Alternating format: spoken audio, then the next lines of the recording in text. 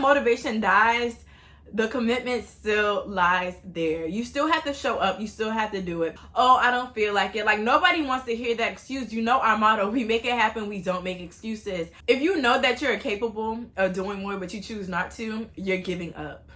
Is it how you move, how you smile, how you captivate everything, how the body move, pretty eyes, got it all, you killing the scene. I want you to be mine. Greetings, my name is A-listers, and welcome to another beautiful day with A. I am so grateful to be here, and I trust that you all are well. If you're not, I'm sending you all the good vibes. For those of you who are new, my name is A, and I'm your favorite mindset and meditation mentor. Here at Experience A-List, I help women reclaim their self-worth by putting themselves first, by creating self-fulfilling routines through meditation and accountability sessions. A-List is a list of alchemizing women of the highest order of divinity, excellence, and admirable eminence. We make it happen, we don't make excuses. So today's video is going to be about how to stay consistent and disciplined and exiting your lazy girl era. This topic came to me last week, but more so coming into like Monday. A lot of you know that I've been on my discipline journey, especially when it comes to fitness. So I'm working out 5 days a week, Monday through Friday. I started this on July 1st, and that was on a Monday. And so now we are we're July 24th. And also I have made it to a whole month fully sober. So kudos to me. So in this disciplining era that I'm doing, I was more so doing this to form a habit to better myself with disciplining my fitness in order to tone up my legs, because I do have a pretty slim figure, but I know that my legs, they weren't as toned as I wanted them to be, and especially my glutes. I dedicated myself to working out 5 days a week, and I am on week 4, day 3. Each week I was challenging myself to do more intense workouts, to add on my reps, and to also incorporate other exercises to tone my legs, and I've definitely been seeing a difference. So the first week I started with six sets of 60 jump ropes, and then I went into walking and doing leg lifts, and then the next week I did 6 sets of 85 jump ropes, and then I added weights to my squats and increased my cardio. And the third week, which was last week, I did 6 sets of 100 jump ropes. It was a lot, and I started doing walking leg lunges, and it was really like testing me. So last week I was not feeling as motivated. I still did it, but my momentum of motivation definitely went down, but that did not stop me from reaching my goal. This week I did slow down as far as the jump rope, so I went back into 60 sets, and right now I'm doing a ballet training course. So I just lowered the jump rope sets, but I'm still doing my squats, I'm still doing my weights. I'm just doing more of ballet stretches to tone my legs and to increase my flexibility. Which leads us into our first topic, which is motivation is not enough. We are not going to feel like we want to do something all the time. A lot of times when we're setting out our new goals and to be consistent and to be disciplined, we are so hyped up at the beginning. I know I was hyped up to just do this thing, to show up and to show ourselves that we can do it. When that motivation dies, the commitment still lies there. You still have to show up. You still have to do it, because like I said, if not you, then who? If not now, then when? You will have times where you're not going to want to do it, but that is not a good enough excuse not to do it. The times that you don't want to do it are the times that you need to do it the most. You set yourself out on a goal, and you have to remember your why of why you're doing this goal. Why did you commit at the beginning? And this is where it comes in, like motivation is not going to be enough. You have to be consistent, because the most successful people, they go through hardship, and they don't get to their success by being lazy, by not saying, oh, I don't want to do it today. Oh, I don't feel like it. Like, nobody wants to hear that excuse. You know our motto, we make it happen, we don't make excuses. I'm not saying to burn yourself out, but I'm saying that if you know you can go a bit more, do it. If you know that you have to get something done, if you have a deadline, do it, because nobody wants to hear your sob story. Nobody wants to hear your excuses. Either you're going to do it and have it, or you're not, and you're going to continue to lack. It's just that simple. So our next topic is going to be about giving up versus cutting your losses. And I believe that there is a big difference when giving up and then cutting your losses. When it comes to giving up, you're not necessarily giving your best or putting your best foot forward. And therefore, it leads to you giving up. If you have not exhausted all of your options, if you have not tried all the possibilities in order to get to your goal and you just give up, then that shows that you really don't want what you say you want. If you know that you're capable of doing more, but you choose not to, you're giving up. If you're constantly having self-doubt, talking negative to yourself, or giving excuses of why you can't or won't do something, you're giving up. And I'm gonna give you a great example. So a lot of you who follow me on my Instagram, you know that I go to my run club on Tuesdays. I've been in this run club since I think about April or May. I had started with some of my friends. And at the beginning, I wasn't going every single Tuesday, but this month I've been going consistently every Tuesday. We have different locations. So we'll do a 3K, sometimes we'll do a 5K. And we'll have different locations where we'll run to and then run back. I live in Miami, so we run from Brickell City Center, either to the Miami Heat Arena or down the trails of the Metro Rail stations.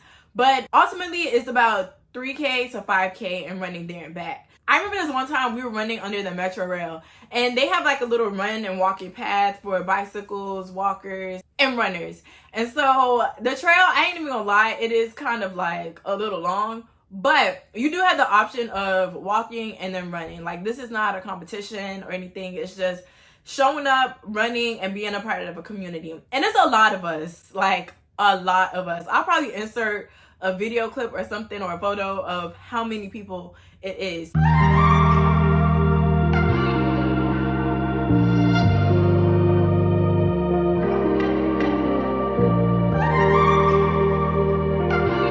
Regardless of how slow you are, you will not be left behind. So I remember we were running under the train. This particular run that we did that week, it was a bit shorter than we typically do when we go down that trail. But as we're running, I see people literally giving up, like literally cutting and turning back around. Because there's some people who actually run the whole thing. They're real runners. Like, they typically finish before people who are not real runners, who are just doing it as a hobby. I saw people cutting, literally cutting, when they saw other people running back, because they didn't even know how far it was. Little did they know, if they just kept running 200 more feet, they would have been running back the same way as those other people. They were almost to the finish line, but they gave up. Oh. And it was a lot of people, they were looking at me like, oh my God.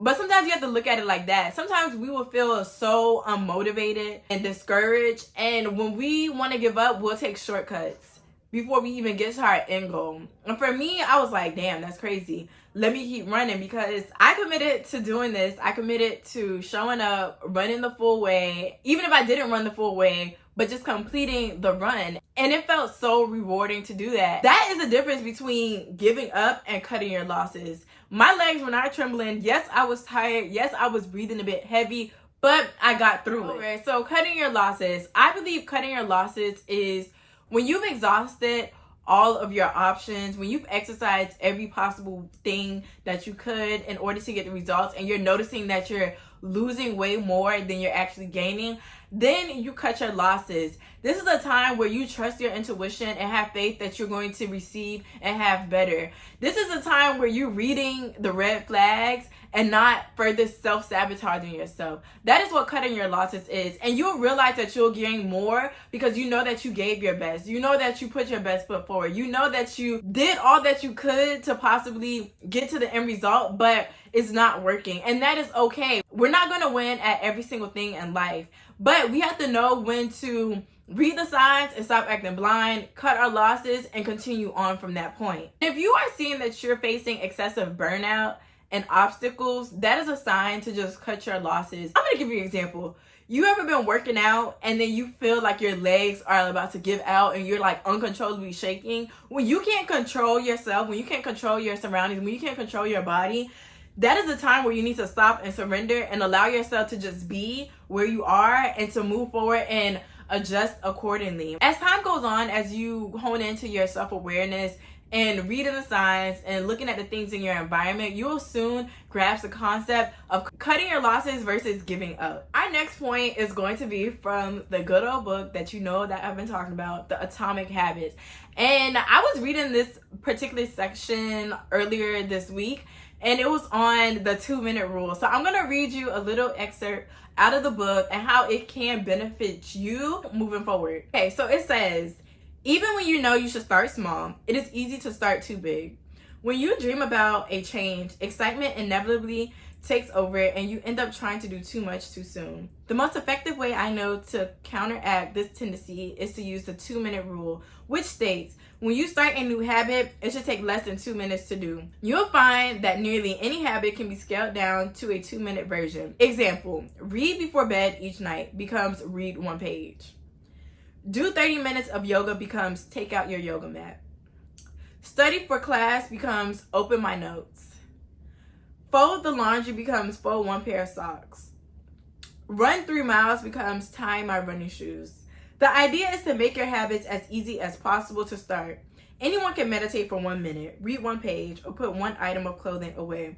And as we just discussed, this is a powerful strategy because once you've started doing the right thing, it is much easier to continue doing them. A new habit should not feel like a challenge. The actions that follow can be challenging, but the first 2 minutes should be easy.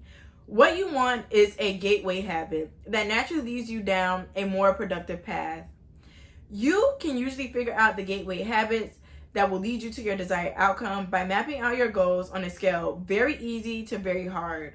When I read that, that made things so much easier to digest, and I believe that can help you and digest as well. If you start small with just the little habit, you'll realize how much further that you can get. If you want to meditate for 1 minute, 1 to 5 minutes a day, and then you'll notice that you'll gradually increase your meditation time, whether by 10 minutes, whether by 15 minutes. But it all starts with the small habits. Here's an example of what I mean by that. As you master the art of showing up, the first 2 minutes simply become a ritual at the beginning of a large routine. This is not merely a hack to make habits easier, but actually the ideal way to master a difficult skill. The more you ritualize the beginning of a process, the more likely it becomes that you can slip into the state of deep focus that is required to do great things. By doing the same warm-up before every workout, you make it easier to get into a state of peak performance. So your habits shape the way that you work in life. So if you commit to 2 minutes a day of said thing that you want to incorporate in your life, like I said, it'll increase gradually over time, but you have to start somewhere. I like to say start small so you can aim big. All starts have a starting point. So make right now your starting point. Write down 3 things that you want to incorporate in your day-to-day and start incorporating them today or even tomorrow, and then just gradually do it. Keep yourself accountable, which leads me into our last topic, which is having an accountability partner. Sometimes this could be tricky unless you pay an accountability coach. You are who you associate yourself with. If you are a person who wants to be more disciplined, more consistent, then you need to be able to put yourself in environments and with people who are disciplined, who are consistent, and allow them to be your accountability partner. Show up for yourself because, like I said, if not you, then who? If not now, then when? Once you start to form that habit, it'll be easier for you to just stay accountable without somebody being there. But I know that it could be a struggle at the beginning, but this is why community is very important. Put yourself in environments with people who are going to elevate you.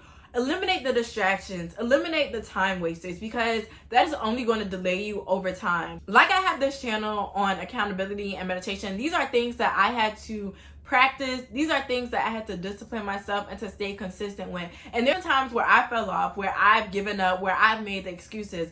But I realized that I am not getting any younger, and if I don't do it, then who else is going to do it? At the end of the day, it is up to you to create the life that you desire, because if you continuously make excuses, time is going to pass you by. 1 year is going to turn into 5, and then it's going to turn into 10, and then it's going to turn into 15. And you're going to be saying the same old stories about, I want to do this, I wish I could do this, but you didn't do anything to make that happen. So start with today. Start with right now. It's only as hard as you make it. And nothing in life that is grand or rewarding is going to be easy. You just have to be able to work with what you have to get to where you need to be. You have to condition, you have to build that muscle, you have to do the training in order to get the position.